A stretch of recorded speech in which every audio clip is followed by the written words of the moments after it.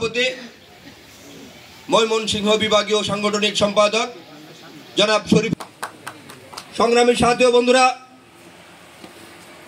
মঞ্চেন আগামীর বাংলাদেশ বিনির্মাণে 31 দফা ঐক্যবদ্ধভাবে রাজপথে কাজ করবে।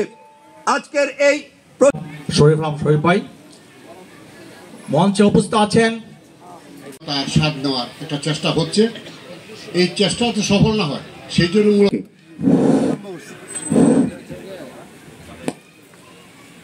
কর্মীরা স্বতঃস্ফূর্তভাবে অংশগ্রহণ করবে ইনশাআল্লাহ।